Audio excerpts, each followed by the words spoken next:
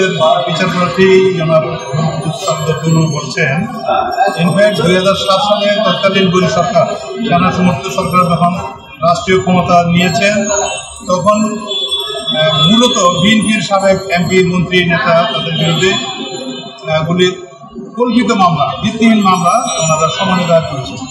জেলখানায় থাকা অবস্থায় ওনার বিরুদ্ধে যে নোটিশ ইস্যু করা হলো, 7 দিনের ভিতরে সম্পদের বিবরণী দিতে হবে।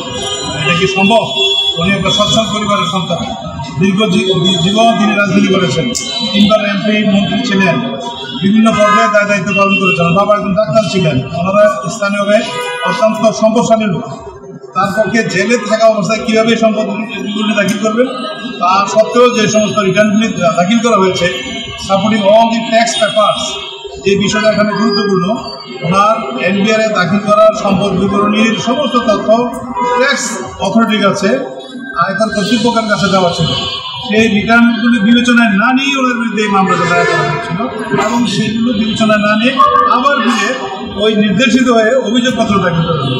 2007 সালে এই মামলা দায়ের এবং 3 মাসের মাথায় অভিযোগপত্র, এত দ্রুত বোধহয় কোনো মামলা হয় নাই। 65 জন সাক্ষীর তালিকা সেখানে ছিল, অনেকগুলো ডকুমেন্টস জব্দ করা হয়েছে, কিন্তু বাস্তবে যে এই বিষয়গুলো বিবেচনা নিলে, ওনার আয়কর নথিগুলি বিবেচনা নিলে, ওনার স্ত্রীর বিবেচনা নিলে, ওনার যদি অভিযোগ দায়ের করা বা এজাহার দায়ের করা বা চার্জশিট দাখিল এবং পরবর্তীতে চার্জশিট গঠন করার কোনো সুযোগ ছিল না। তা সত্ত্বেও সম্পূর্ণভাবে নির্দেশিত ফরমাইশি রায় দেওয়ার টার্গেটে ওনার বিরুদ্ধে মামলা হয়েছে, এবং আমার জানা মতে এত বেশি সংখ্যক সাক্ষী কোন মামলায় উপস্থাপিত হয় না। 45 জন সাক্ষী রাষ্ট্রপক্ষে উপস্থাপিত হয়েছে।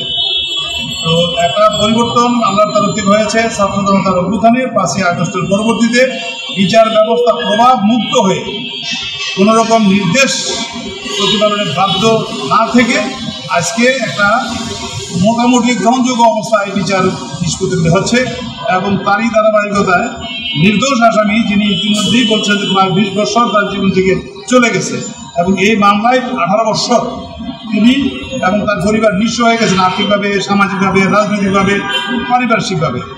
তো সেই অবস্থা থেকে আজকে উত্তরণ করেছেন, ন্যায় বিচার তিনি পেয়েছেন। বিচারকের প্রতি আমরা কৃতজ্ঞ, এবং স্বাভাবিকভাবেই ন্যায় বিচার এই দেশে আইন অনুযায়ী পরিচালিত হবে এবং প্রতিষ্ঠিত হবে।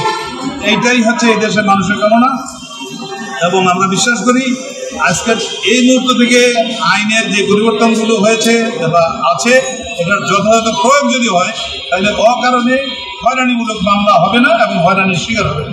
বিচার প্রার্থী সত্যি ন্যায় বিচার পাবে, এবং বিচারকরাও স্বাধীনভাবে বিচার নিষ্পত্তি করতে পারবেন। এটাই আমাদের কর্তব্য। দেশবাসীর প্রতি আমরা কৃতজ্ঞতা জানাই। ইতিমধ্যেই যারা নিগৃহীত হয়েছেন তাদের পক্ষ থেকে আমরা মনে করি যেন ভবিষ্যতে এরকম আর না হয়।